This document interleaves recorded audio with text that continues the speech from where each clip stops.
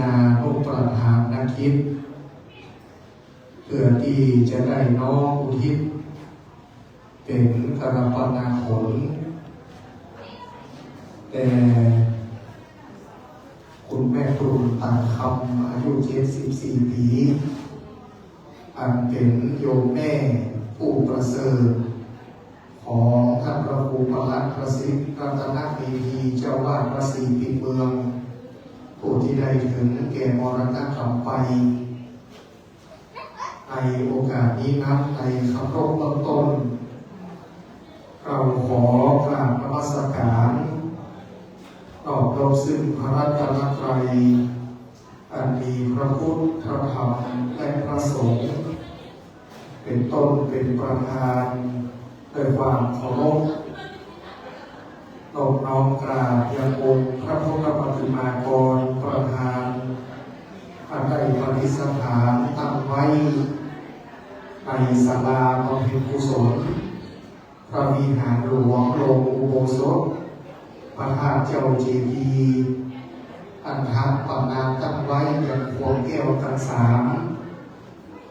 ของวัดศรีปิ่นเมืองสัมปรานหาอัตตวิเศษจตินีนั้นเพื่อความเคารพน้อมกราบยังสังฆธรรมของคุณแม่ตุลต่างคำคุณแม่ผู้ที่ได้ถึงแก่มรณกรรมไปดังที่ได้ปรารภในเบื้องต้นนั้นว่าคุณแม่ตุลต่างคำเป็นแม่ผู้ประเสริฐ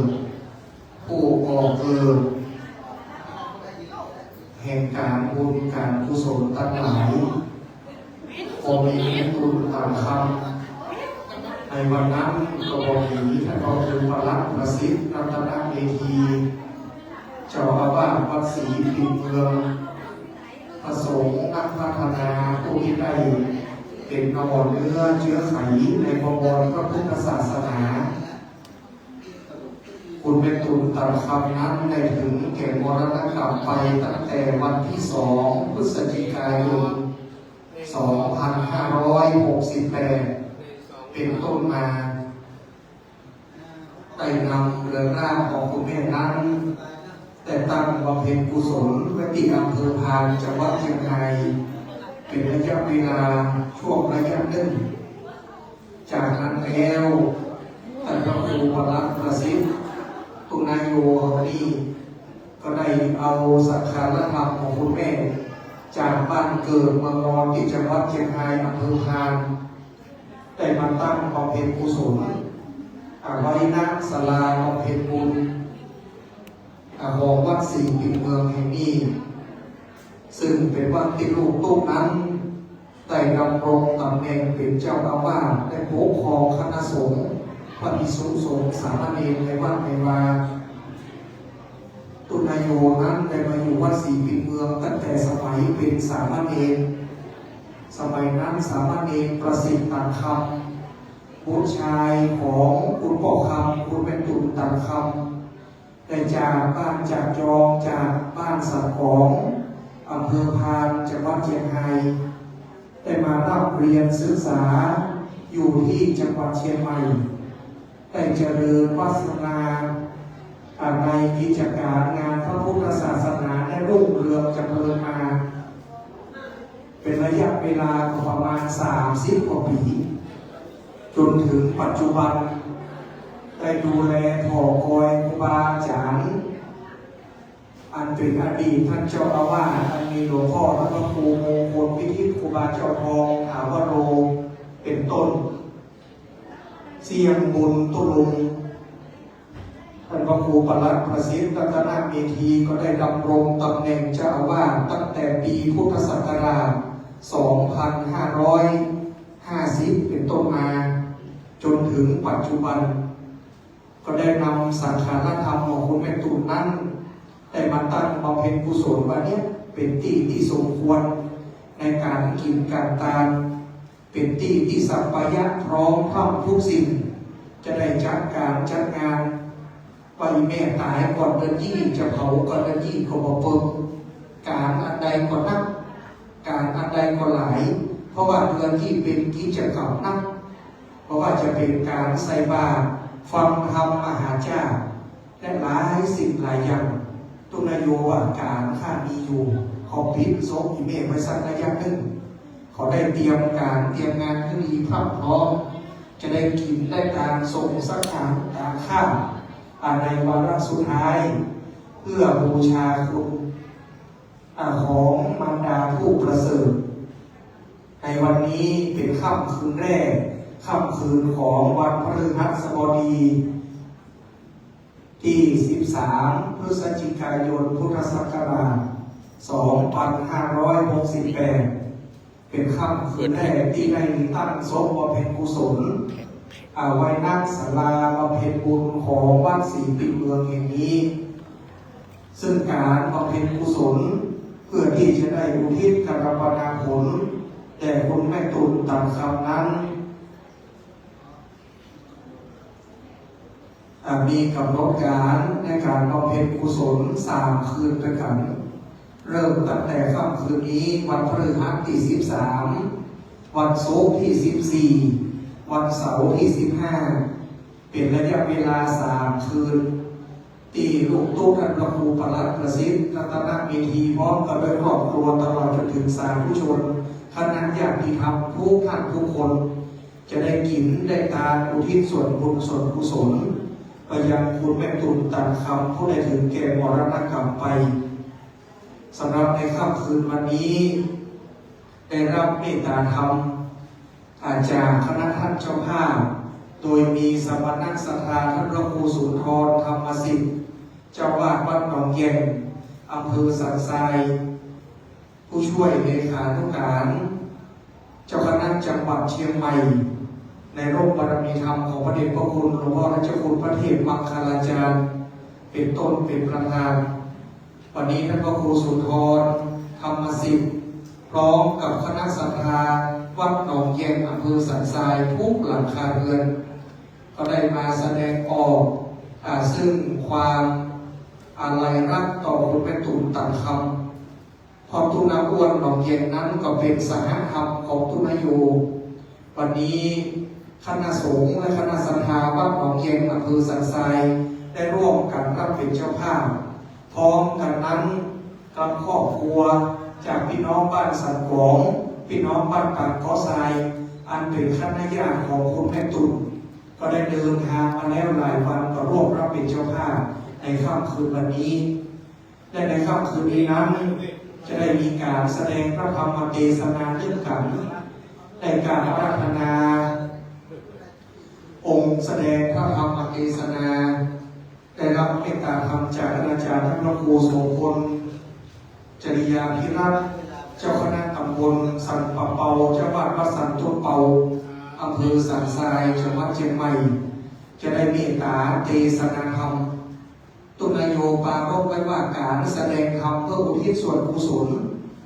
คุณแม่ตุลนั้นจะเน้นธรรมเมืองเป็นหลักเพราะฉะนั้นแล้วค่ำคืนนี้จะได้ฟังพระธรรมเทศนาแบบพื้นเมืองผูกนึ่ง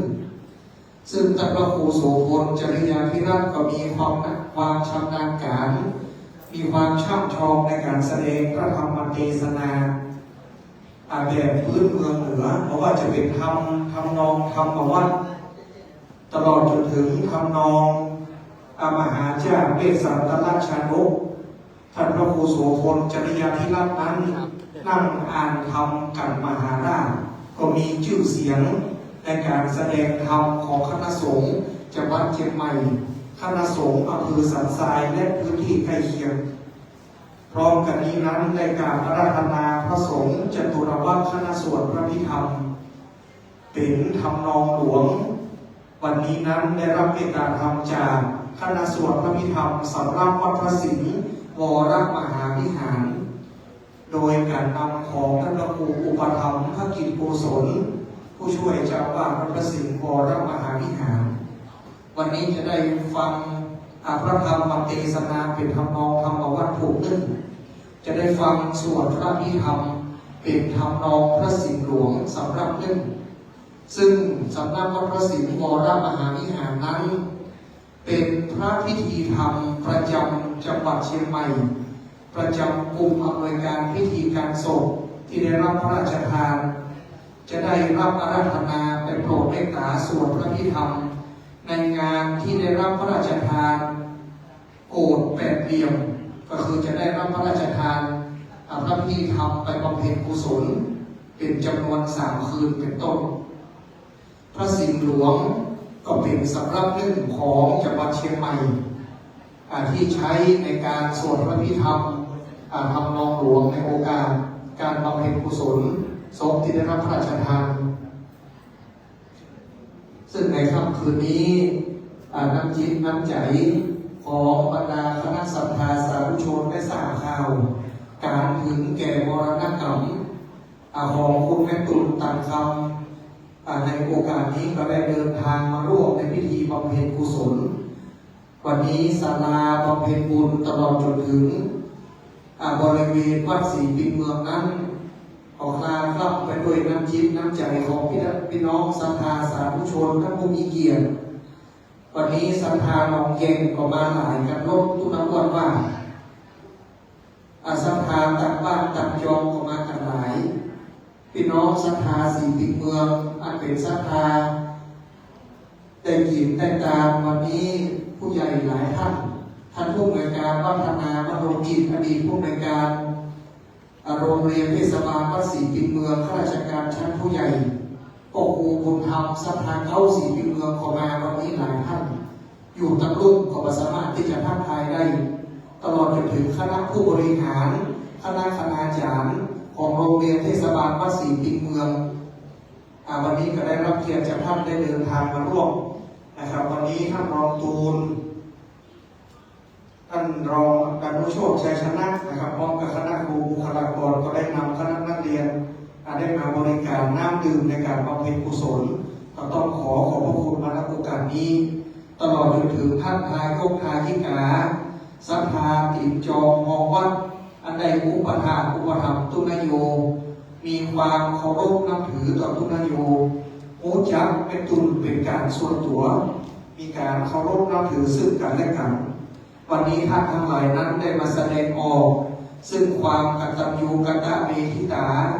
ได้มารำลึกเรื่องถึงคุณงามความดีของคุณแม่ตุลตันคำได้มาเป็นกำลังใจต่อตุนโยท่านพระครูประหลัดประสิทธิ์รัตนเมธี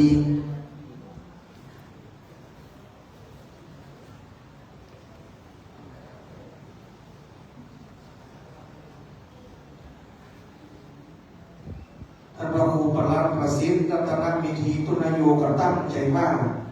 จะได้กินดีตามดีสร้างบุญญาบารมีอุทิศแด่คือแม่ผู้เป็นที่ข้างเป็นที่เคารพต้นน้ำถือว่าแม่ข้ามีคนเดียวนะครับซ่องหาในจึงมหาแห่งแล้วเพราะฉะนั้นการกินการทานก็จะได้บำเพ็ญกุศลไปอย่างนี้ตลอดระยะเวลา3 คืนจนกว่าจะส่งสักการตามข้ามจะได้ส่งสักการตามข้ามตามแบบฉบับโบราณล้านนาได้กินได้ตามนิมนต์พระสังฆเจ้าได้เทศนาธรรมสวดพระอภิธรรมเป็นประจำในทุกค่ำคืนเพราะว่าในสัมปรายภพปรโลกในภายภาคหน้าดังออกในธรรมนั้นว่าบ่มีเงินทองจับจ่ายใช้สอยบ่มีการทำกสิกรรมเลี้ยงโคกระบือบ่มีการห้างร้านเพื่อได้จับจ่ายใช้สอยอาศัยแต่เพียงว่าบุญกุศลเท่านั้นจะเป็นผล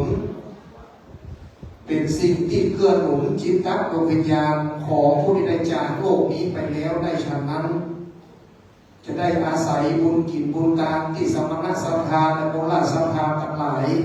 อันเป็นญาติพี่น้องจะได้กินได้ตามในสัมปรายภพเพราะฉะนั้นแล้วการตายของแม่ตุลตันคำนั้นถือว่าเป็นเรื่องสำคัญท่านพระครูประหลัดประสิทธิ์ก็ได้เล็งเห็นว่าตั้งนี้ต่อไป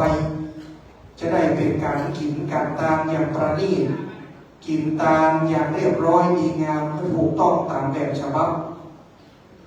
จะได้กินได้ตามเพื่ออุทิศส่วนกุศลเพื่อแก่คุณแม่ตุลตันคำในวาระสุดท้ายก่อนที่จะได้ส่งสักการตามข้ามเพราะฉะนั้นในโอกาสนี้ก็ต้องขอพระคุณกับบรรดาท่านแขกผู้มีเกียรติคณะศรัทธาสาธุชน ทุกท่านทุกคนที่ได้คือเกียรติเดินทางเพราะว่าได้นำพวงหรีดมาเคารพศพได้มาร่วมทำบุญเป็นกำลังใจต่อทุกนายโยในโอกาสนี้ด้วยในโอกาสนี้นั้นก่อนที่จะเริ่มพิธีการก็เรียนเชิญทุกท่านนั่งทักทายโอภาสปราศัยเพราะพระสงฆ์องค์แสดงธรรมนั้นกำลังเดินทางมาแห่งสักคำหนึ่งเมื่อพระสงฆ์องค์แสดงธรรมได้มีการเดินทางมาถึงเป็นที่เรียบร้อยแล้วก็จะได้นำท่านสาธุชนทุกท่านเข้าสู่พิธีการในการบำเพ็ญกุศลตามลำดับขั้นตอนสืบไปในโอกาสนี้คณะสวดพระพิธรรมสำนักพระสิงห์วรมหาวิหารของเมียการเดินทางมาถึงได้นั่งเกียรติไว้บนอาสนสงฆ์เป็นที่เรียบร้อยนะครับสักครู่หนึ่งเมื่อพระสงฆ์องค์แสดงธรรมพระครูโสพลจริยาภิรัตน์เจ้าคณะตำบลสันป่าเปาจังหวัดวัดสันตุเปาได้มีการเดินทางมาถึงก็จะได้น้อมนำสาธุชนและแขกผู้มีเกียรติทุกท่านเข้าสู่พิธีการตามลำดับสืบไปนะครับ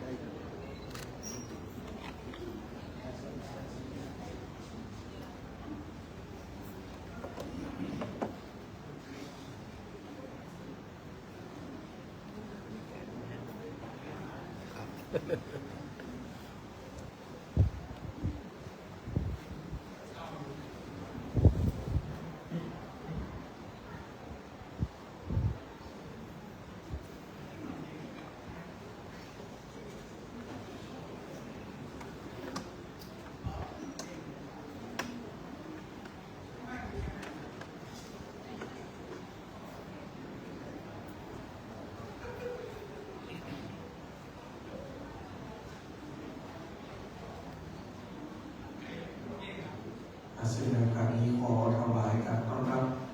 อาจารย์พระครูโสพลจริยาภิรัตน์ประสงค์องค์แสดงพระธรรมเทศนา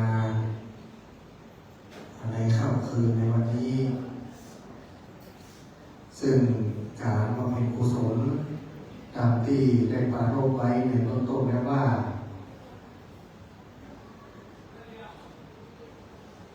การบำเพ็ญกุศลในทุกค่ำคืนนั้นปรารภท่านเจ้าภาพอามีสมณสัทธาเก้าตุนโยพระครูประหลัดประสิทธิ์รัตนมีทีว่าอยากจะฟังธรรมเมืองเป็นหลักเทศนาธรรมในทุกค่ำคืนนั้นการบำเพ็ญกุศลตั้งแต่อำเภอพานก็นิมนต์พระสังฆเจ้าจำนวน4 รูปได้เมตตาได้เทศนาธรรมเป็นฝนแสนหาตามธรรมเนียมเก่าได้สวดพระพิธรรมแล้วคำรอบที่1ที่วัดดอนตันอำเภอพานจังหวัดเชียงรายได้ประกอบพิธีกรรมณที่นั้นหลังจากที่คุณแม่ได้ถึงแก่มรณกรรมไปในเบื้องต้นจากนั้นแล้วขอพักการบำเพ็ญกุศลไว้ระยะหนึ่ง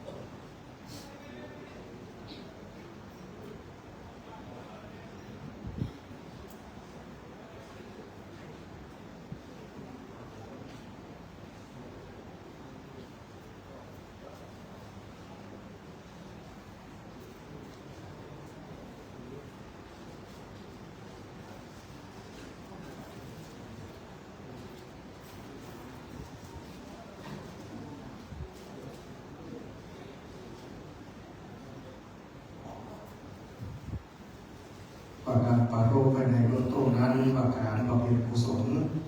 ของแม่ตุ่มตะคำนั้นจะเน้นการ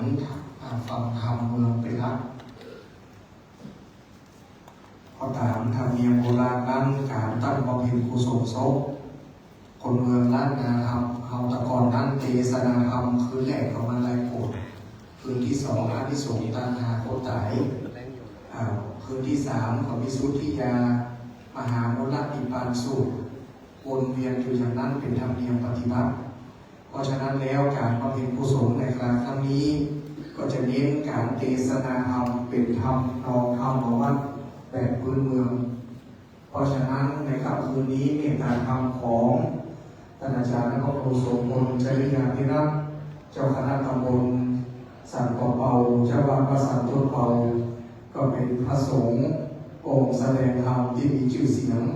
ของคณะสงฆ์จังหวัดเชียงใหม่แห่งรูปหนึ่งจะได้โปรดเมตตาเทศนาธรรมเป็นธรรมนองธรรมวัดแบบพื้นเมืองคืนนี้จะฟังธรรมมันมีชื่อว่าวิสุทธิยาเพื่ออุทิศส่วนกุศลไปยังจิตดวงวิญญาณของคุณแม่ตุ่มตัดคำในการบำเพ็ญกุศลในค่ำคืนวันนี้ซึ่งวันนี้ประกอบด้วยเวลาอันสมควรแล้วจะได้เริ่มประกอบพิธีกรรมทางศาสนาเพื่ออุทิศส่วนกุศลเป็นกรรมนาผลแด่คุณแม่ตุ่มตัดคำโยมมารดาในท่านพระครูประหลัดประสิทธิ์รัตนเมธีท่านเจ้าวาดวัดศรีพิมพ์เมืองแม่ผู้ประเสริฐของทุกลูกและครอบครัวในโอกาสนี้นั้นในคำต้นจะได้เป็นการจุดธูปเทียนบูชาพระรัตนตรัยโดยการกดสวิตช์ไฟฟ้าที่โต๊ะหมู่บูชาขอการพัฒนาท่านพระครูสุนทรธรรมสิทธิ์เจ้าว่าวัดหนองเย็งผู้ช่วยเลขานุการเจ้าคณะจังหวัดเชียงใหม่ได้เมตตาเป็นประธานได้จุดธูปเทียนบูชาพระรัตนตรัยโดยการกดสวิตช์ไฟฟ้าเปิดหน้าองค์พระพุทธปฏิมากรประธานสาธุชนท่านแขกผู้มีเกียรติทุกท่านได้น้อมประนมมือขึ้นเข้ารบรอบรบซึ่งพระรัตนตรัยอันว่าธูปเทียนดอกไม้เป็นเครื่องอามิสบูชาขอบูชาซึ่งพระรัตนแก้วเจ้าทั้งสามอันมีพระพุทธพระธรรมพระสงฆ์เป็นต้นเป็นประธานและในลำดับต่อไปนั้นจะได้เป็นการจุดเทียนส่องธรรมเบื้องหน้าธรรมะแด่พระสงฆ์องค์แสดงธรรมโอกาสนี้ขอเรียนเชิญคุณพนมจิตวิไลโสภาท่านสรรพสามิตรอำเภอเชียงดาวในนามของคณะท่านเจ้าภาพได้จุดเทียนบูชาส่องธรรมโดยการกดสวิตช์ไฟฟ้าที่ด้านซ้ายมือของธรรมะและจะได้น้อมประเคนถวายพานดอกไม้ธูปเทียนขอสมาทานศีลแด่พระสงฆ์องค์แสดงธรรมตามลำดับจากนั้นจะได้เป็นการจุดเทียนธูปเครื่องทองน้อยที่เบื้องหน้าหีบบรรจุสรีระสังขารธรรมของคุณแม่ตุ่มตัดคำเราขอกราบอาราธนาท่านพระครูประหลัดประสิทธิ์รัตนเมธีตัดคำลูกตุ้มของคุณแม่ตุ่มได้ชุดธูปเทียนเครื่องทองน้อยเบื้องหน้าหีบบรรจุสรีระสังขารธรรมของคุณแม่แม้ว่าจิตตดวงวิญญาณของคุณแม่ตุ่มตัดคำนั้นได้ไปสถิตเสถียรบนทิพยวิมานมากบนปราสาทในสวรรค์ชั้นใดชั้นหนึ่งนั้นก็ดีขออัญเชิญทิพยวิญญาณของคุณแม่ได้โปรดมาปาถาอนุโมทนาในกองบุญกองกุศลที่สมณสภาและพระครูประหลัดประสิทธิ์รัตนเมธีตลอดจนถึงคณะญาติธรรมครอบครัวญาติพี่น้องผู้คนทุกท่านได้กระทำความเพียรอันเป็นทักษิณานุประการนักกิจในค่ำคืนวันนี้จากนี้นั้นสาธุชนทุกท่านได้ตั้งใจกล่าวคำบูชาพระรัตนตรัยสมาทานเวชศิลป์จากนั้นจะได้สนับพระธรรมเทศนาเรียบร้อยเพียงกันสืบไปสาธุชนทุกท่านกราบหนึ่ง กราบสองกราบสามอิมินาสักกาเลนะพุทธังอภิปูชยามาอิมินาสักกาเลนะธัมมังอภิปูชยามาอิมินาสักกาเลนะสังฆังอภิปูชยามาอะระหังสัมมาสัมพุทโธภควาพุทธังภวันตังอภิวาเทมิสวากขาโตภควตาธัมโมธัมมังนัมมัสสามิสุปฏิปันโนภควโตสาวกสังโฆสังฆังนัมมามิมะยังพันเตติสารเนนะสหปัญจศีลานิยาจามา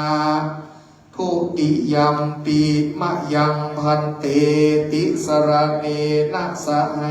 ปัญจศีลานิยาจามาตติยัมปิมะยังพันเตติสรเนนะสหปัญจศีลานิยาจามาโมตัสสะภะคะวะโตอะระหะโตสัมมาสัมพุทธัสสะนะโมตัสสะภะคะวะโตอะระหะโตสัมมาสัมพุทธัสสะนะโมตัสสะภะคะวะโตอะระหะโตสัมมาสัมพุทธัสสะนะโมตัสสะภะคะวะโตอะระหะโตสัมมาสัมพุทธัสสะนะโมตัสสะภะคะวะโตอะระหะโตสัมมาสัมพุทธัสสะนะโมตัสสะภะคะวะโตอะระหะโตสัมมาสัมพุทธัสสะธังสรณังคัจฉามิพุทธังสรณังคัจฉามิธัมมังสรณังคัจฉามิธัมมังสรณังคัจฉามิสังฆังสรณังคัจฉามิสังฆังสรณังคัจฉามิทุติยัมปิพุทธังสรณังคัจฉามิทุติยัมปิพุทธังสรณังคัจฉามิทุติยัมปิธัมมังสรณังคัจฉา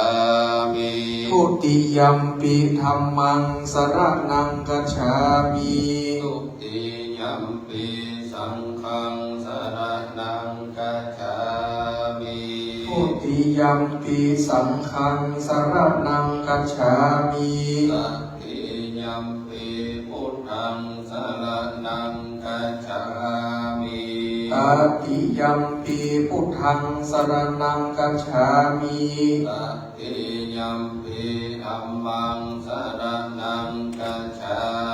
มิตติยัมปิธัมมังสรณังคัจฉามิตติยัมปิสังฆังสรณังคัจฉา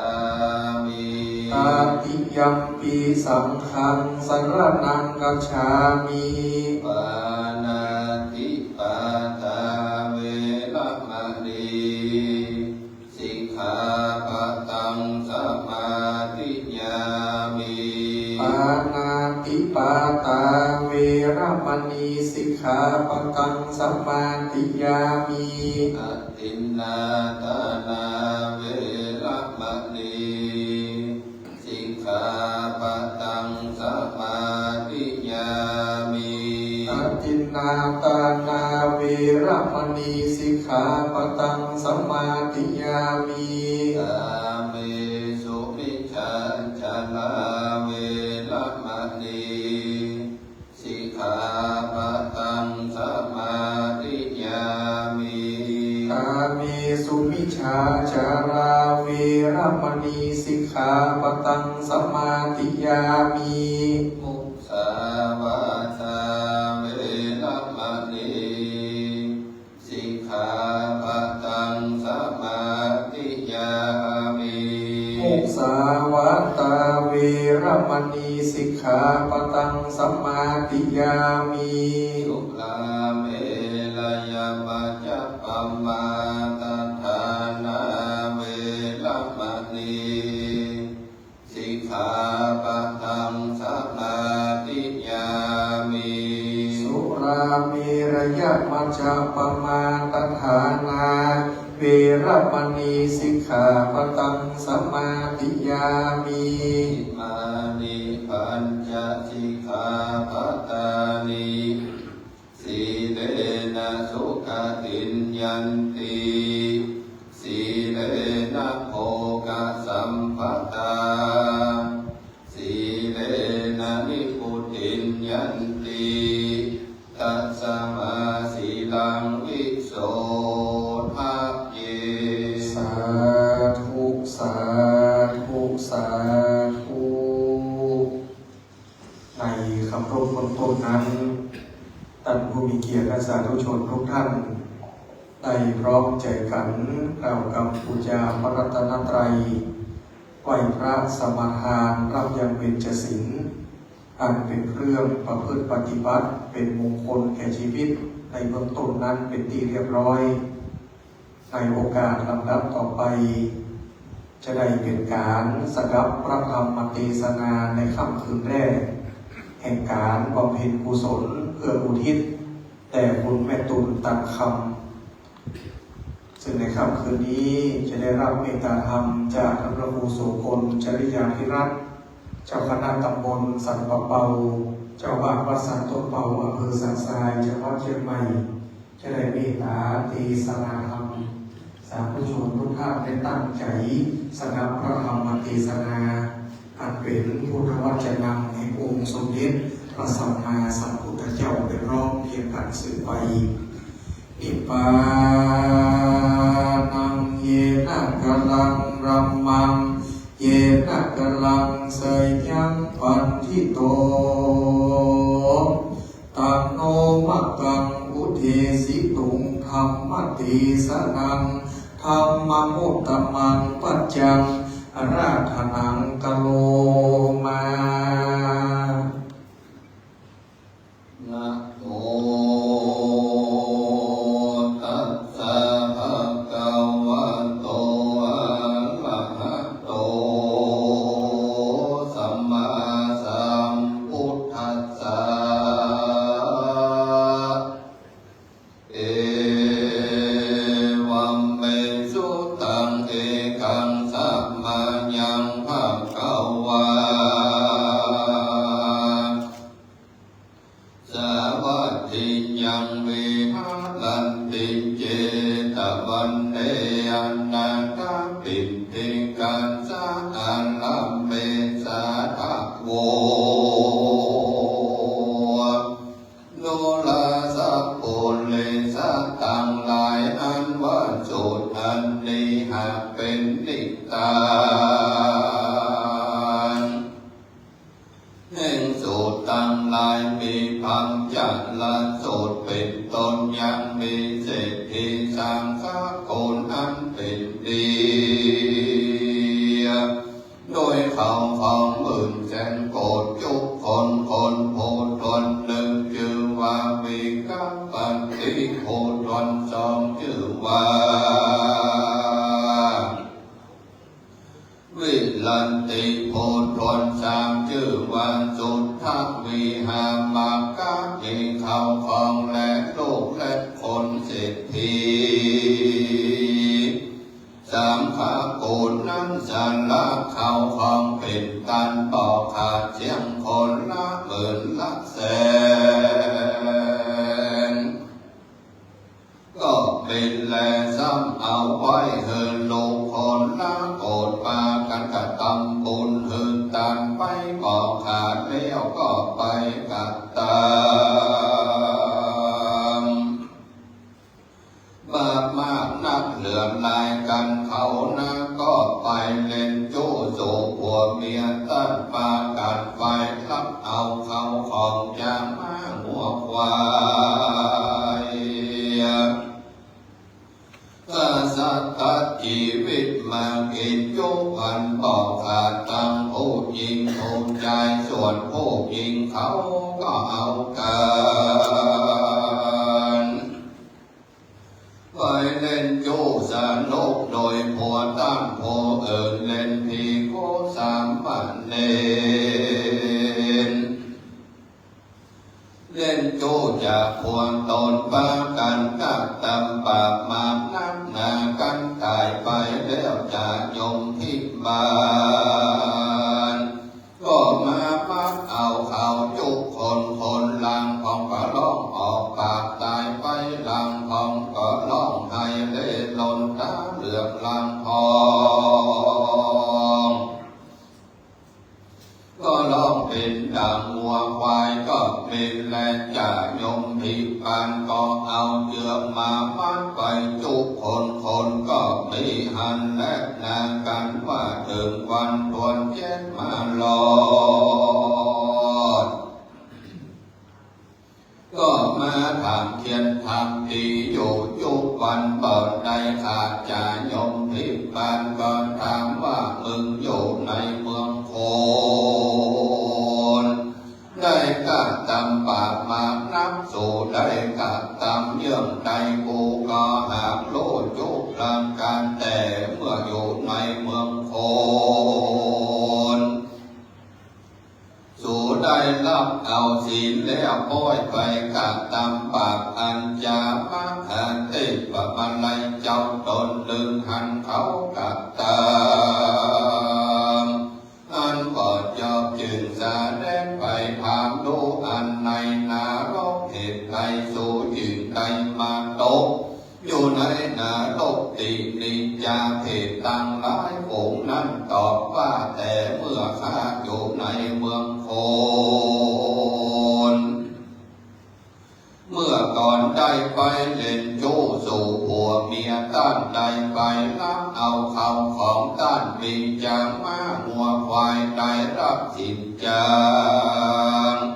ข้าตัดชีวิตต้านเหินตายตั้งแต่บาดนาที่บาดไปถึงสุลาและอุจจานั่นแหละผู้ฆ่า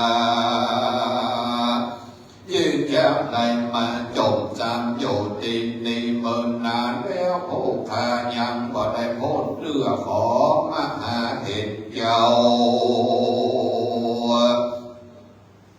ได้ปักมันไล่ตนพาเสริญลำเลิศกว่านั้นลาตังลายจงคนหน้าไปบอกยังลงลานเพื่อฆ่า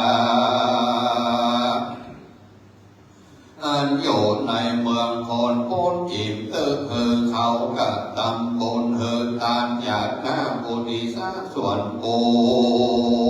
นมาหาห้องตึกเตะปากมันไล่กันได้ยินคำสั่งเพศตั้งหลายก็ขึ้นมาบอกแก่ฝูงพี่น้องอันอยู่ห้องเมืองคนหือโลโดยกำป้าสูดันตังลายเฮ้ยจุกปากันกระดำปุนหือตามหยาดน้ำไปหา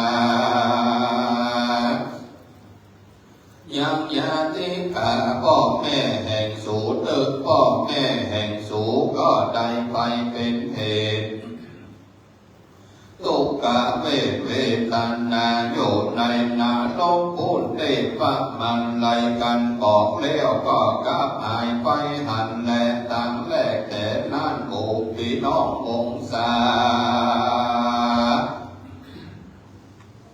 พ่อแม่แห่งเขาก็หมดเทียงเงินคำสองโกรธโดยปากันกระดำบุญตาลับ กษาศีลก็มีแลเอกามกัลลาเศรษฐีก็ยังบ่ได้พ้นจากนรกเตือแลในกาลยามนั้นยังมีพระอรหันต์ตนหนึ่งท่านเล็งหันเขากับตำบลหือทานไปถึงพ่อแม่แห่งเขาจนหมดเทียงเงินคำสองโกดดังอันพ่อแม่เขายังบ่ได้โอนเลือดแลพ่อแม่สู่ได้กระทำกรรมอันบ่จอบแม่นสู่หือทานเสียงเขาของเก่าโกดสิบโกดก็เป็นของตานแห่งสูนั้นแลยังบ่ได้เถิงพ่อแม่แห่งสูสักน้อยยามนั้นหมู่เขาก็คงขับไปยังพระอรหันตาขอเจ้ากูจุงสำแดงยังกองศีลกองธรรมแก่ผู้ข้าตั้งหลายแด่เติกอาทาในกาลยามนั้นพระอรหันตาเจ้าจริงกล่าวว่าสู่ไปไว้สายังพระพุทธเจ้าแด่ตึกเตเสโตพระก็เตสนาฟังกันพระบอกแล้วปาการตกแต่งดายังเขาตอกดอกไม้ไปสู่งานลำปูจาโดยสิ่งมีตนว่ากันท่าของหอมไว้สาวาพันเตภะกาวาคันแด่พระพุทธเจ้าพ่อแม่ผู้ข้าตั้งหลายเหตุใดได้ไปตกนรกนั้นจะแต่อยู่เมืองคนเมื่อก่อนพ่อและแม่แห่งข้าได้กระทำบุญหือทานบ่ขาดสักวันเหตุใดยังบ่ได้ไปเกิดอันจะขอพระพุทธเจ้าเทศนายังปุพพกรรมวิบากผู้ข้าฟังแต่เติกอันว่าคนทั้งหลายได้สาระใจเข้าของมือตาเสียงเข้าของคนล้างสองโกดก็นินแลเหมือนนั้นพระพุทธเจ้าจึงกล่าวกับทาวันดำดินสันละมันโนปิขันเตเยวะดังนี้แต่เมื่อพ่อแม่สูอยู่ในเมืองคนได้กระทำบาปมานักใดเล่นอยู่สู่ผัวเมียด้านส่วนผู้เป็นแม่ได้รับเอาเส้นฝ่ายแห่งคนอื่นอันหนึ่งเขาได้รับสินจางคาสัตตัดชีวิตมันกินยุกวันหันแลโทละนางตั้งหลายจุงปากันสร้างยังปิตากะภะไลจาโตเป็นตาแต่เธอก็มีหันและนั้นตั้งสองก็ไว้ว่าพันเตภควาคาแต่พระพุทธเจ้าจับผู้ข้าเขียนทำอันใดตั้งไปถึงพ่อแม่อันตายไปนั้นจะขอพระพุทธเจ้าเทศนาแก่ผู้ข้าทั้งหลายแต่ตึกพระพุทธเจ้าจึงกล่าวว่าตั้งทั้งหลายเฮ้ยจุงปากันสร้างยังทำวิสุทธิญาเป็นต้านแต่ตึกก็ไปหายังต้านผู้อื่นแต่งเขียนแล้วตามกันแต่งตาเอาเขาตอกดอกไม้และปัจจัยไปปูจาเอามาทานบุญสร้างส่วนบุญกุศลไปหาผู้อาทิตย์จะตายไปนั้นเติมแม่นว่าหมู่เพศตั้งหลายอันเป็นพ่อเป็นแม่ญาติกาแห่งสูก็หากจับโป้นจากอันเป็นเพศนั้นจะแหละนา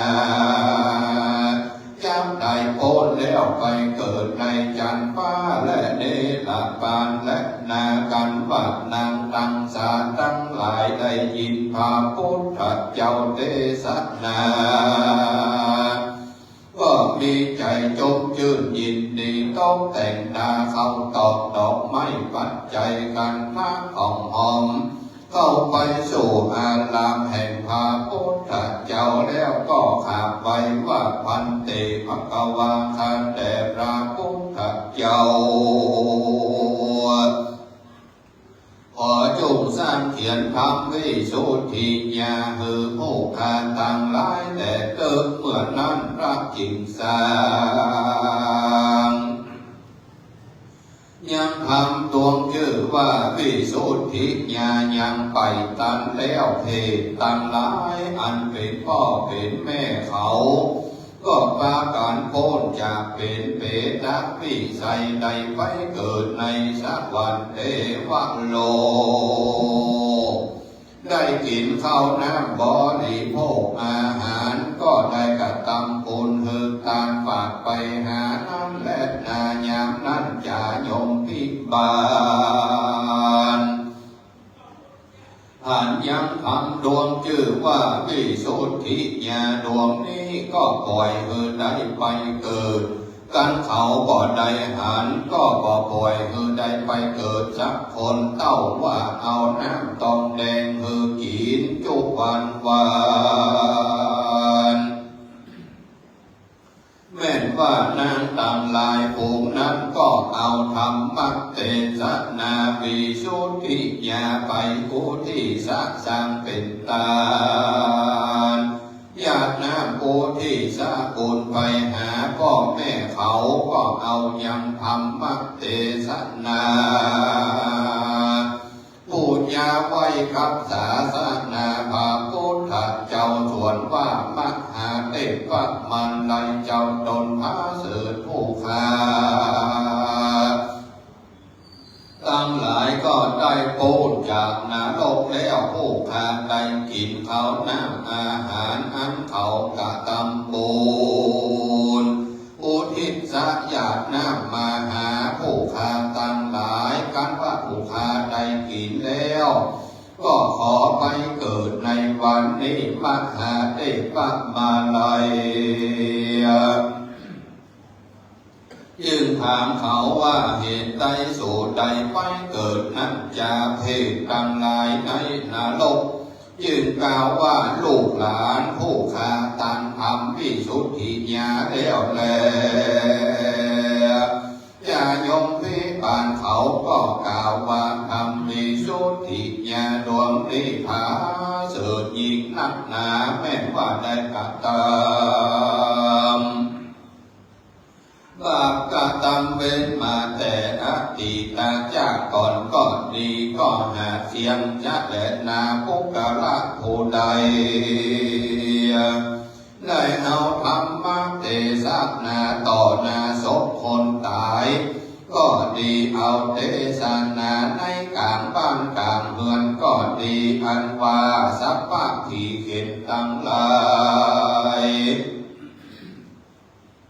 ผูกจ้างมาเบียดเบียนกับตามลายก็ระงับดับหายไปโดยเตยะธรรมวิสุทธิญาณเจ้าดวงนี้ภูกละผู้ใด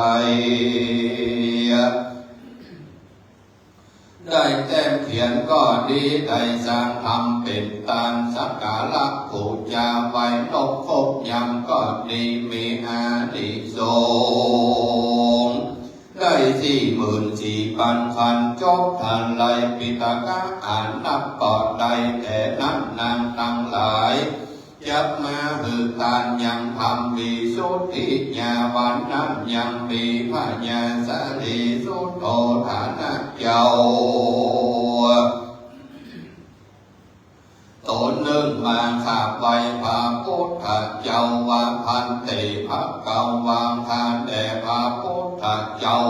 โอนเฮามีขวัญ32 ขวัญไปหลังขวัญไปนาแม่นว่าขวัญตั้งหลายผู้นั้นกันว่าตายไปแล้วขวัญเข้าไปอยู่ที่เดียวกัน หรือว่าได้พัดภาคจากกันไปนั้นจะขอพระพุทธเจ้าเทศนาให้แจ้งแก่ผู้ข้าทั้งหลายเดชเตเอกาปัตตะโลกานาคามโนพระจินเตสนาคาหาดังดิสันลาสัจจาละภาวะสัมภัจจาละนาภาพุทธเจ้าเทศนาสำแดงพญาสาริสุทโธทานนักฟังว่าปุกาโลกันว่าปุกาละผู้ใดกันจุติตายไปแล้วเอาตนไปสู่นรกตามกรรมแห่งเขาจะยกพิการก็แจกไปเป็นสัตว์ตัวน้อยตัวใหญ่จุดตนตัวสัตว์ท่านและเขาก็ได้ไปเกิดเป็นสัตว์ตัวไหนสองชาติก็มีแลห้าชาติก็มีแลยังมีแต่ทำวิสุทธิญาณนี้อันว่าพญาสริสุทโธทานะได้ยินคำแห่งพระพุทธเจ้าก็มีใจชมชื่นยินดีอำลาพระพุทธเจ้าพิกขึ้นสู่เงินตนก็มีแรงโยอันว่าปุกการละผู้ใดได้เทศนาธรรมดวงนี้ก็หายจากเปียทิโลกาอุปาตังมวลแม่นยักษ์มีปุกาละผู้ใดหาได้เต็มใดเขียนได้สร้างเป็นการไว้กับศาสนาพระพุทธเจ้าก็ดีมีอานิสงส์ก็อาจจะกันนานับอ่านได้แลพระพุทธเจ้าจึงคือคนทั้งหลายปากันกับตำบุญตานักษาศีลเมตตาภาวนาไปจุบวันว่าอันแม้นว่าภูเขาได้กับตำบุญตารักษาศีลกันเขาจุติตายไปจากอันเป็นคนก็จำก็ได้ไปเป็นเปตอสุรกายแล้วก็ปากันสร้างธรรมวิสุทธิญาณดวงนี้เป็นตาลยังบ่ได้ตานธรรมดวงนี้ไปถึงเขาอันตายเขาก็ยังบ่ได้ไปเกิดสักเตื้อ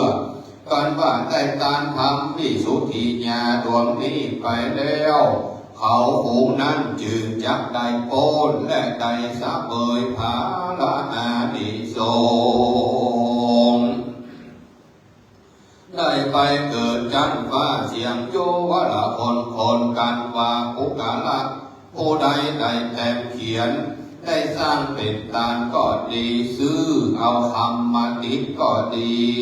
มีอานิสงส์อันกว้างขวางก็หากันนานับใจกันจุติตายจากเมืองโคนก็บ่ได้ไปเกิดในนรกสักเตื้อโดยเตจักสินธรรมนำเอาเขาไปเกิดในจันฟ้าและเนรปา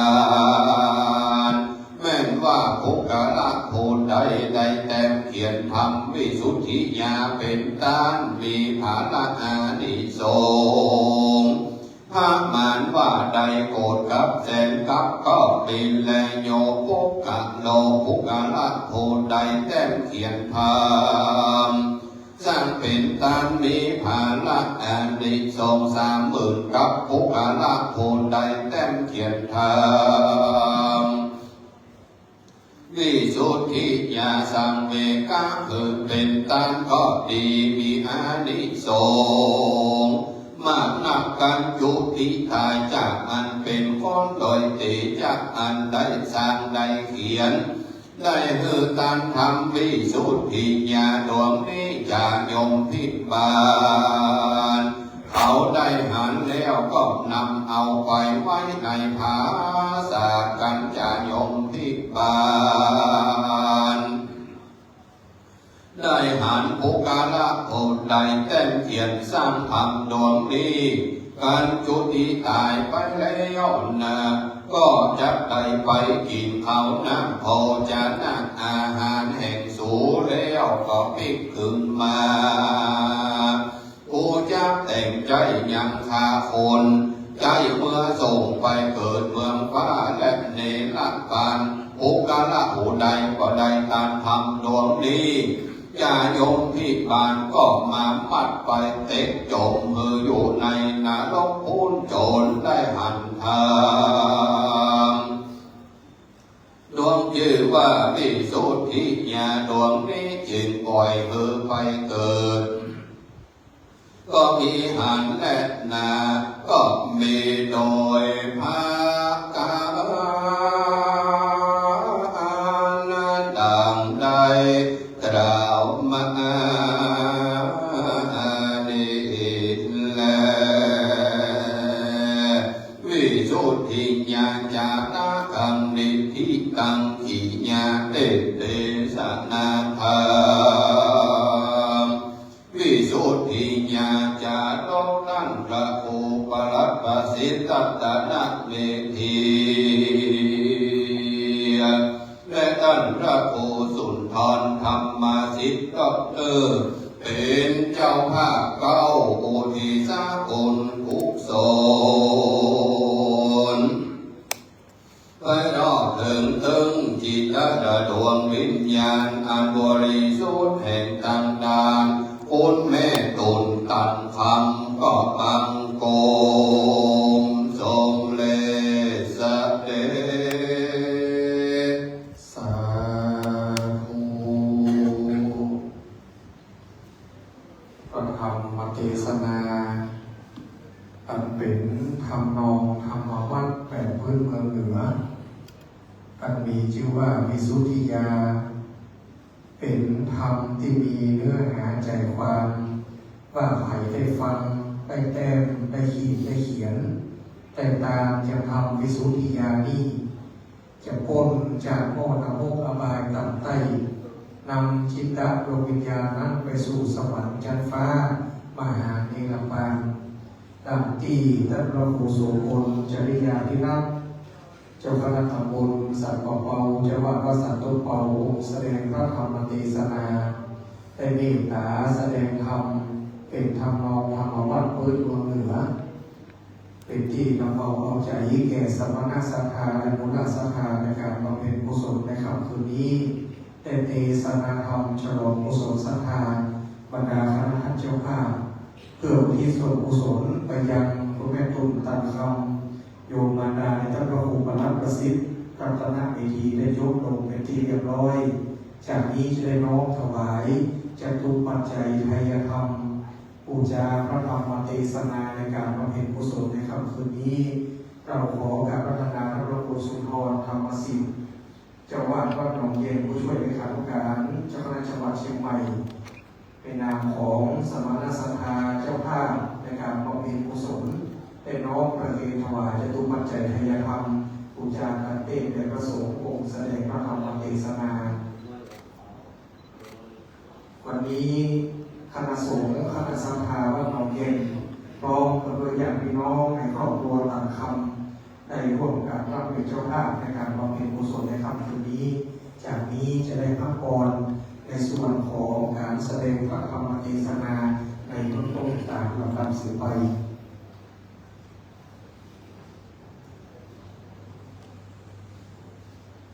ลำดับต่อไปจึงพี่น้องศรัทธาญาติวงเรือสายญาติเราเอาท่านทั้งหลาย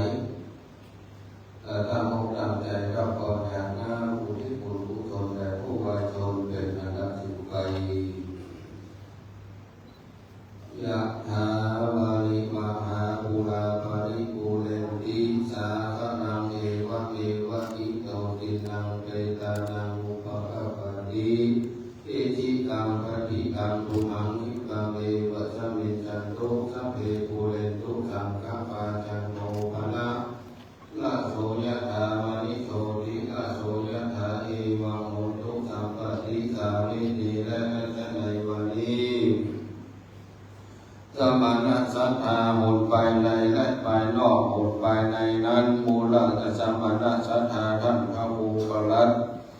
สิทธัตนะเวทีตังคำทัตเตนันสมณสัทธาท่านพระครูสุนทรธรรมสิทธิ์ดอกเตอร์เจ้าอาวาสวัดหนองแยงอำเภอสันทรายหาและศรัทธาสันติบาลตามเข้าโต๊ะเหนือออกใต้จูบังละคนหาได้ยังมีภูผามาลาดวงดอกข้าวตอกดอกไม้ลำเทียนจะลุกปัจจัยใจยักษ์ดานมาปูจาฟังรัสธรรมกติกัเตสนาธรรมวิสุทธิยาชาโลกฟังแล้วฮือตานไปด้วยพระการสันนิใส่กุศลที่ได้การทำปั๊มเป็นค่ำคืนนี้ยังได้อุทิศไปถึงจิตและดวงวิญญาณของคุณแม่ตุนตังคำผู้ถึงแก่กรรมสุดเสียงเทศลักษณีลาเป็ดแต่เมืองคนเอาจิตและวิญญาณตนโลมหายตายจากไปสู่ปรโลกภายหน้าเมื่อใกล้ตายได้ยกย่ำย้ายตายไปเป็นผีเป็นเพศไปทุกขเวทเวทนาฮ้อนบ่ได้อาบอยากบ่ได้กินทุกกาลีลำบากจากข้าวน้ำอาหารอยู่ไกลและใกล้ที่ใดที่หนึ่งดังอันก็ดีขอเทพมเหสีขาเทวบุตรเทวดาเทวาอารักษ์แม่ธรณีเจ้าที่เจ้าวัดเจ้าวาภูปักรักษายังศาสนาวัดที่เป็นเมืองที่นี่นำเอาข่าวสารบุญกินบุญทานและธรรมเทศนาอันมีชื่อว่าวิสุทธิญาณจะลบไปรอดไปถึงจิตและดวงวิญญาณของคุณแม่ตุนตังคำเพื่อได้ปัตตาอนุโมทนาได้กินได้บัวละโภคโคนเสียยังที่ยากถ้าเสียยังที่ตุกเธอได้เสวยสุขสัมปรายาพบไปปลายหน้าปันได้จุจอดรอดถึงเวียงแก้วยอดมหาเนรปานในอนาคตการนั่นจุงจะมีโสญาติธรรมโมจะอายังนิทัสสิโตเปตานะปูจาจักตาอุลาลาภลัญจะภิกขุระมนุปปทินังตุมเหปุญญังปัสสุตังอานัปปะกันติสัพพิติโยวิวัชชันตุสัพพะโลโกวินาสันตุมาเตภวัตวันตรายโยสุขีตีคายุโกภวะอภิวาตานาสีติสนิจยังพุทธาปัจจายโนจัตตาโนธรรมาวัฏันติอายุวันโนสุขังภะลัง สาธุการบำเพ็ญกุศลทักษิณาลูกประทานเพื่ออุทิศเป็นการบำเพ็ญผลแด่พระแม่ตุนตังคำนั้นในส่วนที่หนึ่งได้มีการแสดงพระธรรมเทศนาประจำค่ำคืนเป็นเทศนาธรรมวิสุทธิยาอุทิศส่วนกุศลอย่างน่าหมายดานเพื่อพระแม่ตุนตังคำในเบื้องต้นนั้นอันเป็นส่วนคำวัดสวนามัยในเบื้องต้นได้สำเร็จเสร็จสิ้นเป็นที่เรียบร้อยจากนี้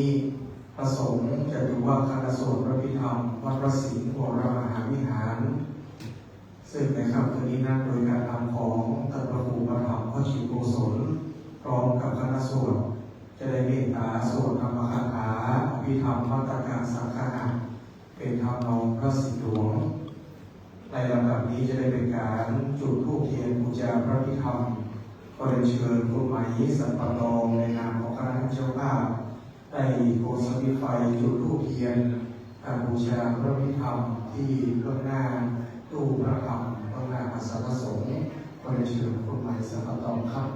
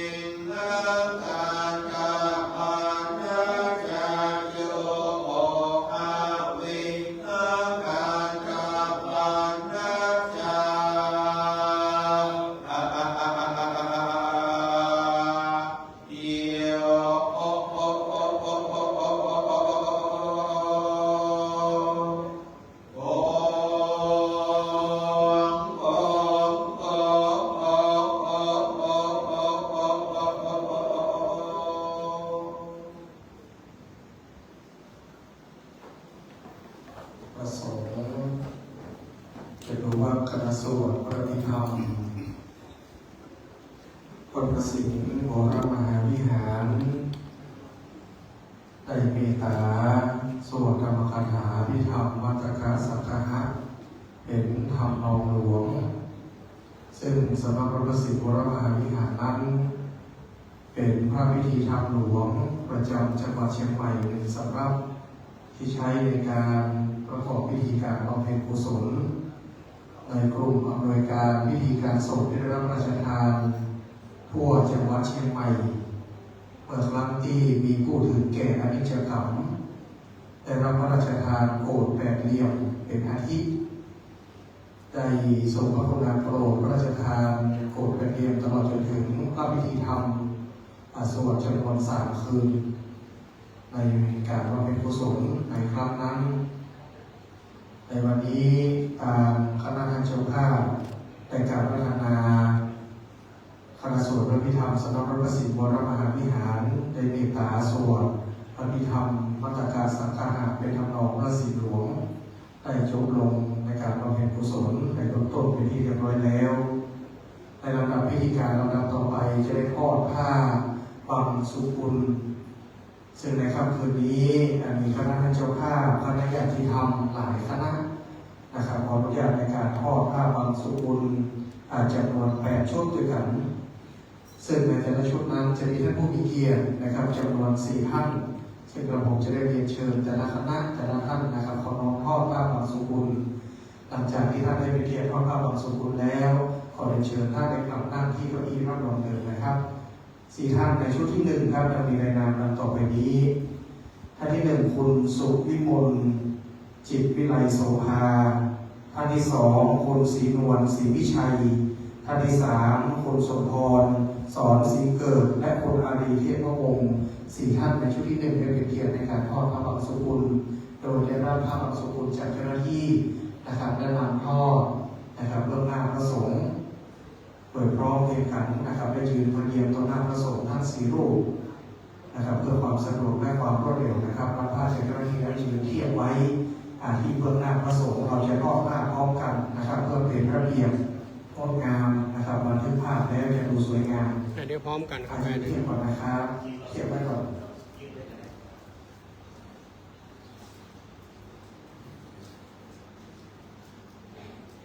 ท่านหนึ่งมา4 ท่านในชุดที่1รอบแล้วก็ผ้าบังสุกุลเป็นพร้อมเพรียงกันครับไปทอดผ้าทางขวาท่าลงบนผ้าปูสโยจากนั้นแล้วความสะดวกเป็นเชิญที่รับรองเดินขอบพระคุณครับในชุดที่2จำนวน4 ท่านนะครับได้ปฏิบัติเช่นผู้มีเกียรติในชุดที่1นะครับท่านที่1เรียนเชิญคุณจินตนาลอยองค์ท่านที่2คุณสมศักดิ์จำนายนา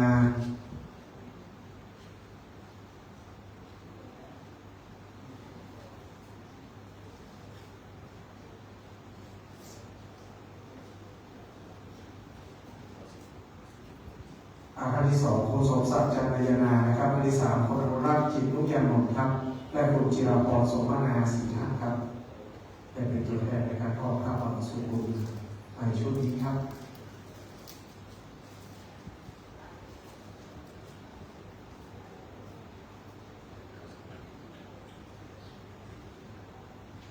พร้อมแล้วเลยครับ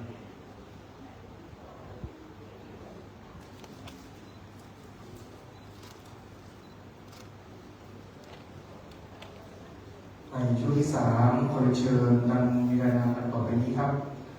ท่านที่1ขอเชิญนักร้องดาวโชติชัยชนะครับรองผู้อำนวยการโรงเรียนเทศบาลวัดศรีกิจเมือง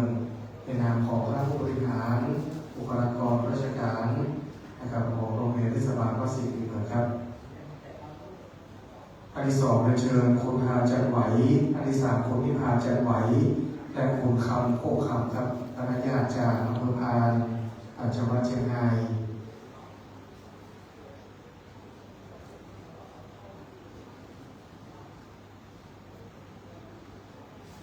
วันนี้คณะญาติธรรมนะครับได้เดินทางมาร่วมในพิธีบำเพ็ญกุศลนะครับกับนักกล่าวในชุดที่3พร้อมแล้วพร้อมผ้าบังสุกุลโดยพร้อมเพรียงกันครับจากนั้นเชิญที่รับรองขอบพระคุณครับ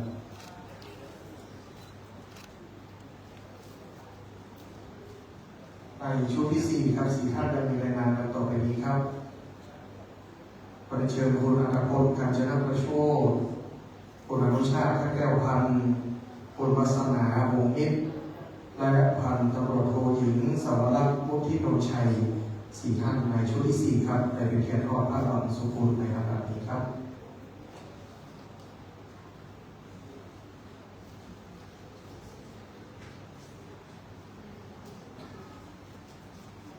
วันนี้หลายคณะนะครับพระเจ้าภาพนั่งแขกและผู้มีเกียรตินั่ง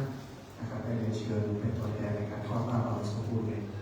พร้อมแล้วได้ทอดพระบรมสุกุลนะครับจากนั้นเรียนเชิญที่รับรองโดยขอบพระคุณครับท่านผู้มีเกียรติในช่วงที่5จำนวน4ท่านครับดังมีรายงานดังต่อไปนี้ท่านที่1คุณวรรณาอรุณเดชประธานชุมชนสีพิมพ์เมืองท่านที่2คุณฟองแก้วคือยศนะครับประธานอสมชุมชนสีพิมพ์เมืองท่านแม่ครูวัฒนามโนจิตครับอดีตผู้อำนวยการโรงเรียนเทศบาลวัดสีพิมพ์เมือง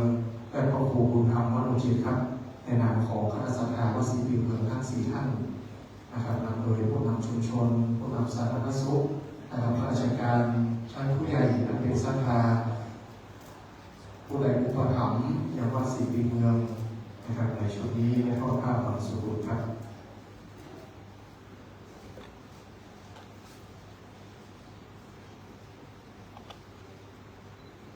ทำแนวเชิญไปก่อนนะครับจากนั้นก็ความสะดวกในเชิญที่รับรองโดยขอบพระคุณในโอกาสนี้ครับในช่วงที่6ครับ4ท่านมีรายนามดังต่อไปนี้ท่านที่1คุณแม่สมบูรณ์กิตติคุณท่านที่2คุณแม่อนงเงินยวงคุณแม่โสภินอุ่นเมืองและคุณสมพรสอนศรีเกิด4ท่านครับในนามของคณะเจ้าภาพคณะศรัทธาวัดหนองแยงอำเภอสันทราย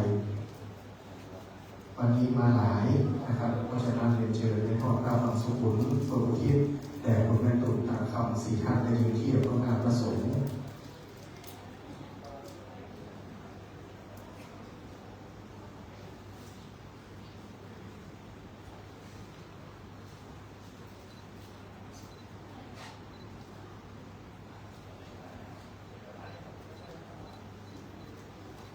จากนั้นเรียนเชิญที่รับรองโดยขอบพระคุณและผู้มีเกียรติในชุดนี้ครับในชุดที่6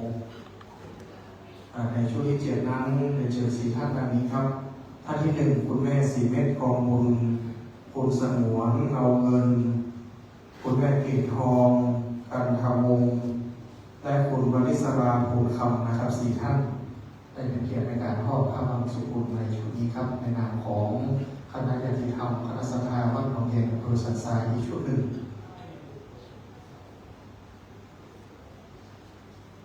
รับผ้าจากเจ้าหน้าที่นะครับเป็นการนั่งพร้อมกับทีมงานวันนี้เจ้าหน้าที่จากสำนักงานวัฒนธรรมจังหวัดเชียงใหม่นะครับอันเป็นคณะศิลป์เป็นท่านพระครูพระราชศิษย์แต่ก่อนเป็นฐานนักนะครับก็เดินมาได้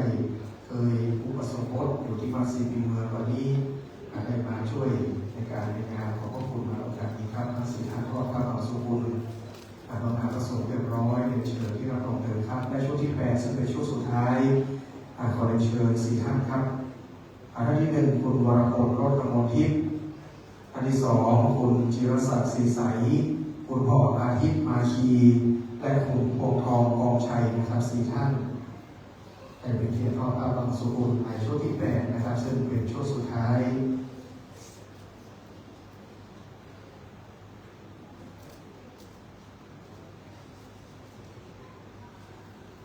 เป็นภาพที่งดงามในการสร้างบุญกุศลนะครับเพื่ออุทิศแด่คุณเป็นตุนตามคำในคำคืนนี้นะครับทั้ง4ท่านพร้อมแล้วก็พระบางสุกุลเดี๋ยวร้องในการครับจากนั้นเรียนเชิญที่รับรองเดิม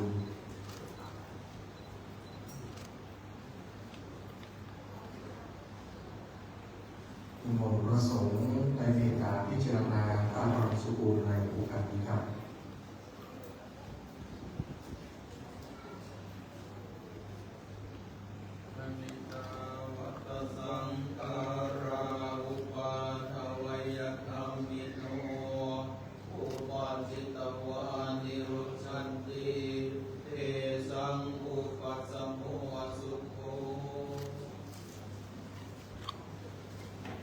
เป็นพระสงฆ์ในพิ พิธีได้เป็นการพิจารณาพระบรมสุบุญหลวงธรรมสังเวช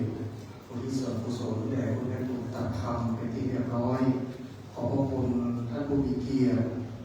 ในแปดชุดนะครับทุกท่านให้เป็นเกียรติในการทอดพระบรมสุบุญเจ้าหน้าที่ได้เที่ยวปัจจัยทายธรรม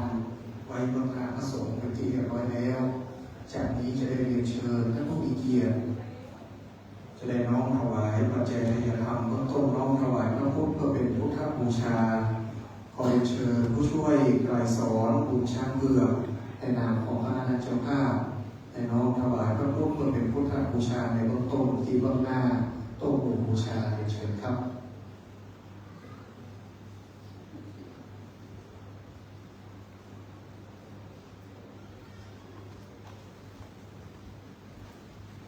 จากนั้นจะได้น้อมถวายปัจจัยทายธรรมแด่คณะสงฆ์พระพิธรรมที่อาสนะสงฆ์ขอเรียนเชิญสิบคดีที่คิดกิตติคุณน้อมถวายพระสงฆ์รูปที่หนึ่งท่านที่สองคุณธานิกาชนาราชน้อมถวายพระสงฆ์รูปที่สองท่านที่สามคุณบัวลอยบัวผันน้อมถวายพระสงฆ์รูปที่สามและท่านที่สี่คุณสุยิตปรมาน้อมถวายพระสงฆ์คณะสงฆ์พระพิธรรมรูปที่สี่ตามลำดับขอเรียนเชิญครับสมณศักดิ์เขาท่านพระครูสุนทรธรรมศิษย์ท่านเจ้าอาวาสมีเถระบัญชาและวันนี้สัทธาทั้งหลายได้รับเป็นเจ้าภาพในการบำเพ็ญกุศลทั้งสี่ท่านเป็นศรัทธาในนามพระเจ้าภาพวัดหนองเย็นน้อมถวายแด่พระสงฆ์โดยพร้อมเพรียงกันครับได้เชิญคุณสมพรทองโฮงวงนะครับหมอปฏิการัตน์ในมหานายกตามลำดับครับ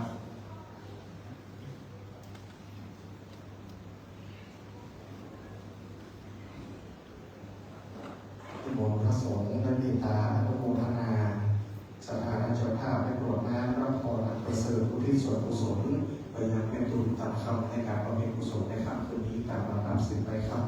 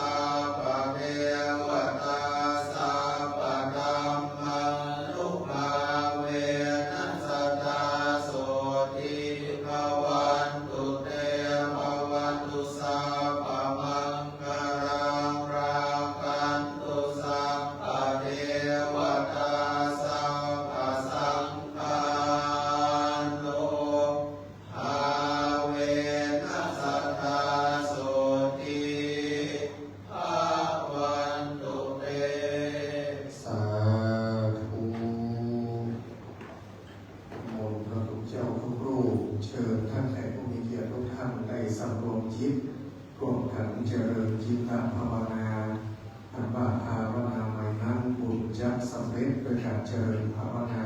พอสมควรแก่เวลา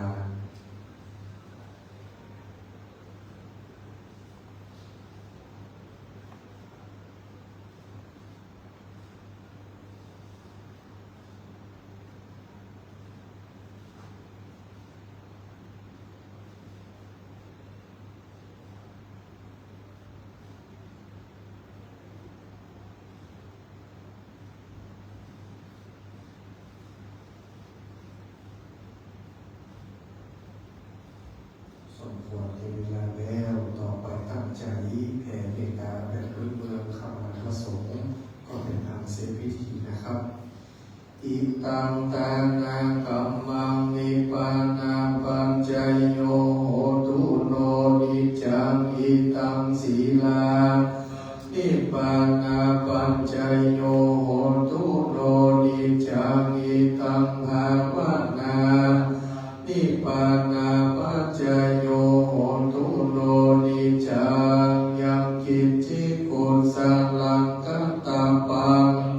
สัมเปหิกาเตหิกาตังปุญญังโลอนุโมทันตุสุนันตุมนโตเยอัสสามิงธานิอานิกาตาติขายุกาสัตตาปุตตุสัพพะสัตตานังอัตตานังปานิหารันตุมาตาปิตาสุขิตาปุตตุทุกขาจันตุสัพเพยาตังกาสุขิตาหุนตุทุกขาปังพุทยันตุสัพเพอะยาสุขิตาหุนตุทุกขาปังพุทยันตุสัพเพปิสาสัพเพยัคขาสัพเพเปตา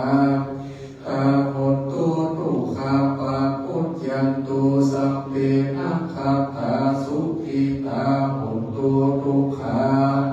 จันตุสัพเพเทวาสุขิตาหุนตุทุกขาปังพุทยันตุสัพเพอาจาริโยสุขิตาหุนตุทุกขาปังพุทยันตุสัพพะสัมปตินังสัมมิจันตุโมวันตาประสงค์อันมีท่านพระครูพระธรรมพระกิจกุศลเป็นต้นเป็นประธานโดยพร้อมเพียงกันสืบไปวันตามิพันเตสัพพังอาปาลาตังคัมมาธรรมิพันเตมยาปุญญังสามินาอานุโมทิตังปังสามินาคัตตังปุญญังไมหังตาตัพพังสาธุสาธุอนุโมทามิ อายุโกอายุวันโนสุขังปะลัง สาธุพิธีบำเพ็ญกุศลทางทีมงานร่วมประธานนักกิจในค่ำคืนในวันนี้ซึ่งเป็นค่ำคืนที่หนึ่งที่เจ้าสำนักงานศรัทธาและบุรศรัทธาอันมีท่านพระครูประหลัดประสิทธิ์รัตนวิธีตังคำลูกทุกของคุณแม่ตุลพร้อมกับโดยญาติพี่น้องท่านแขกผู้มีเกียรติคณะญาติธรรมผู้ท่านทุกคนได้ประกอบพิธีกรรมบำเพ็ญกุศลได้มีการแสดงธรรมและสวดพระพิธรรมในค่ำคืนในวันนี้ก็ได้สำเร็จเสร็จสิ้นบัวละมวลเป็นที่เรียบร้อยแล้วในโอกาสนี้ในนามของเจ้าภาพสมณศรัทธาอันมีลูกตุ้มท่านพระครูประหลัดประสิทธิ์รัตนเมธีพร้อมกับโดยครอบครัวบรรดาญาติพี่น้องทุกท่านกราบนมัสการขอพระคุณในเมตตาธรรมของท่านอาจารย์พระครูโสพลจริยพิรัตน์เจ้าคณะตำบลสันป่าเปาเจ้าวัดวัดสันต้นเปาองค์แสดงพระธรรมเทศนาและคณะสวดพระพิธรรมวัดพระศรีวรมหาวิหารโดยการนำของท่านพระครูประธานพระกิจกุศลผู้ช่วยเจ้าวาดตลอดจนถึงคณะสวดพระพิธรรมอนุโมทนาขอบคุณกับท่านเจ้าภาพอันมีคณะสงฆ์คณะศรัทธาวัดหลวงเย็นโดยการนำของท่านพระครูสุนทรธรรมศิษย์ดร.ท่านเจ้าอาวาสวัดหนองเย็นพร้อมกับคณะศรัทธาและขอบพระคุณคณะญาติธรรมคณะทักษาผู้ชนทุกคนทุกท่านนะครับที่ได้เกียรติเดินทางมาร่วม ในพิธีบำเพ็ญกุศลครูบาอาจารย์สหธรรมิกไม่ว่าจะเป็นวัดสัมโพงวัดใจสีภูมินะครับวัดห้องแจ้งพญาวัดประสานภูมิก็ดีวันในค่ำคืนนี้ได้รับเกียรติทางครูบาอาจารย์ผู้รู้กับนิมนต์ได้บันทึกภาพเพื่อเป็นที่ระลึกในการบำเพ็ญกุศลนิมนต์เป็นหมู่นะครับคณะสงฆ์องค์แสดงธรรมสวดพระพิธรรมคณะท่านเจ้าภาพคณะสนธรรมอาจจะได้เป็นคืนไปนะครับนิมนต์ครูบาอาจารย์ทุกรูปในบันทึกภาพครับนายโย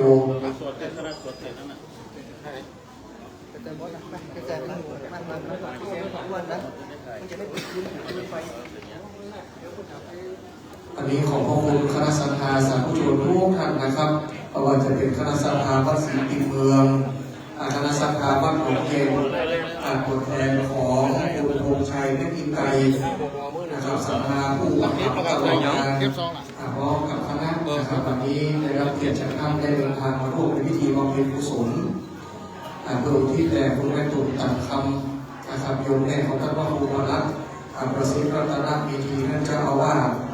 นะครับวันนี้ทุกพี่ผู้ปกครองนะครับมีความตื่นตันใจว่าวันนี้คณะสัตยามากันนักมากันหลายภาคส่วนในวันนี้ได้เดินทางมาเป็นกำลังใจนะครับได้มาแสดงความเสียใจอะไรต่อคุณแม่ตุ่นตัดคำได้มาเป็นกำลังใจต่อท่านว่าครูวรัตน์ประสิทธิ์รัตนมีทีลูกตุ๊กนะครับตลอดจนถึงครอบครัวและพี่น้องทุกท่านนะครับวันนี้มงคลไปด้วยความปรารถนาดีนะครับขอทุกท่านทุกคนวันนี้การคณะเจ้าภาพนะครับมีอาหารว่างที่จะรับรองทุกท่านในเชิญตามอัธยาศัยนะครับทางการบำเพ็ญกุศลในค่ำคืนนี้ขาดตกมงคลต้อนรับขอรวดถึงนะครับโดยประการใดก็ดีนะครับโต๊ะกาไผ่ของผู้กาไผ่ว่างานอย่างที่อาจจะเกิดขึ้นกับเราวันใดเพราะฉะนั้นแล้วน้ำจิตน้ำใจของทุกท่านก็ล้วนเป็นน้ำทิพย์ชโลมใจต่อท่านพระครูวรัตน์ประสิทธิ์นะครับตามที่ท่านว่าอีเมตุกนั้นอีโคเดียวเพราะฉะนั้นแล้วจะกินจะการประจานอย่างดีกินอย่างดีเพื่ออุทิศส่วนกุศลแต่ผมไม่อาจเป็นที่นักนะครับของผู้ลูกวันนี้ขอพระคุณทุกท่านขอทุกท่านนั้นได้เดินทางรับเกิดความสวัสดิภาพนะครับขอพระคุณทุกท่านในโอกาสที่ข้ามคืนต่อไปน้องเรียนเชิญได้เป็นเกียรติมาร่วมในการบำเพ็ญกุศลนะครับทุกค่ำทุกคืนในสองคืนในวันหน้านี้ก็มีการแสดงธรรมในเวลา1 ทุ่มครึ่ง 19:30 นาทีเพื่อมาปะกันที่ศาลาบำเพ็ญกุศลวัดศรีปิ่นเมืองนะครับวันนี้ขอพระคุณทุกภาคส่วนขอพระคุณนิ้วทองคำเทพชัตเตอร์ช่างภาพฝีมือดีตลอดการมีงานตลอดปีนะครับ365 วันนิ้วทองคำมีงานขอพระคุณเจ้าหน้าที่จากสำนักงานวัฒนธรรมจังหวัดเชียงใหม่คณะศิลป์และท่านพระครูวรัตน์ประสิทธิ์รัตนมีทีเพื่อการเอื้อหนุนกันตลอดงานขอพระคุณเครื่องเสียงดีๆจากเจ้าน้อยเชียงใหม่อาจารย์เกษมเสมียนนะครับพร้อมกับทีมงานอุปถัมภ์การบำเพ็ญกุศลตลอดทั้งงานนะครับวันนี้ขอพระคุณทุกภาคส่วนครับขอทุกท่านได้เดินทางครับแต่ความสวัสดิภาพขอพระคุณทุกท่านมาณโอกาสนี้แห่งการเลือกครับโอ้โหเสื้อสวยเนาะเหรอ